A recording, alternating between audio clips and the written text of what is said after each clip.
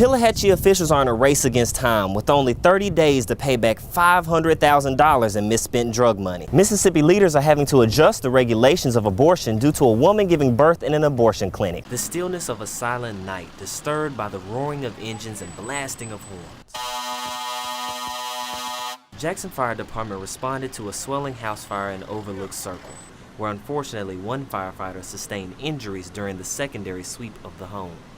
They were conducting a search to confirm that no one else was inside of the home.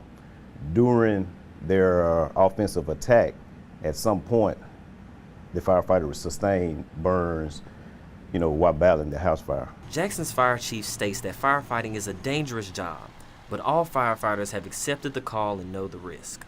Firefighting is a demanding, dangerous, stressful job. We all know the risk that we take. It's just unfortunate that the burns sustained this morning, are a little bit more severe than others. The fire chief stated that the cause of the fire is under investigation, but the full recovery of the injured firefighter is a main priority. Right now, he does have some pretty serious burns. He is being well taken care of at this time.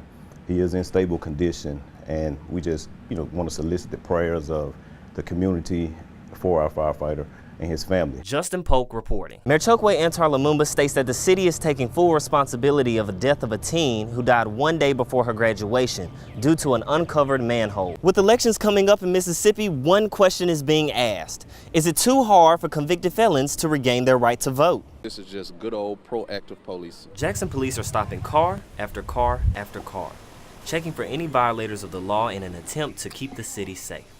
We're out here checking to ensure that we have safe streets.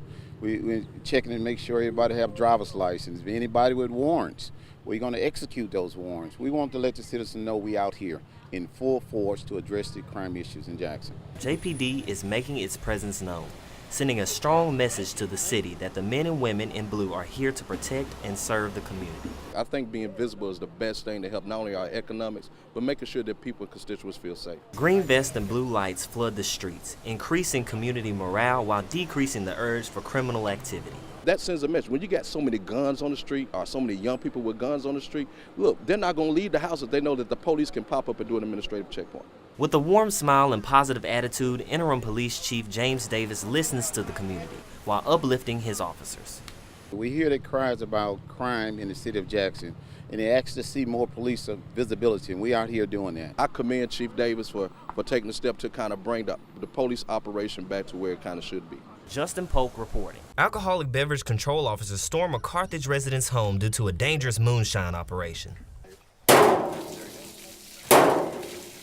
We found 5 55-gallon drums, barrels of mash, corn mash, using corn chops, and they're actually in his living room.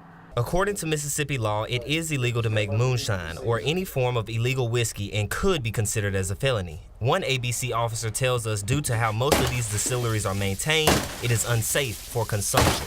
This is very unsanitary. If people knew where their moonshine come from, I bet they wouldn't drink it. I've been with ABC for 15 years, and this is by far one of the nastiest ones I've seen. Buckets of product were kept in rooms filled with animal droppings, and some buckets had bugs in them. But worst of all, a trash can filled with urine in that very room. In the mash barrels, you go in there, you'll see roaches in the mash barrels. You're going to see flies in the finished product.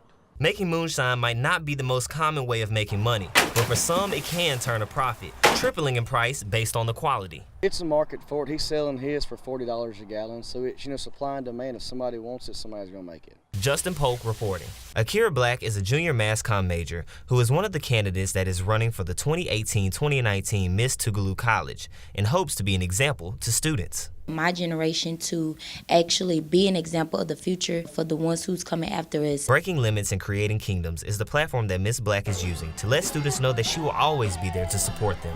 If the students on college campuses could know that somebody is there for them and they're not alone in their issues, then they will open up more and be confident in who they are. Her informative platform is to increase awareness of mental health within the Black community, that anyone can be affected. I suffer from stress and anxiety disorder. Stress came from balancing life in school academically. According to the 2014 United States Census Bureau and Substance Abuse and Mental Health Service Administration, 13.2% of the U.S. population identifies as Black or African American. Of those, over 16% had a diagnosable mental illness in the past year. I prayed, and I actually sat down and talked to my mother about it. She prayed with me, and I surrounded myself with people who had mindsets stronger than mine. Justin Polk, Channel 19, Eagle Eye News.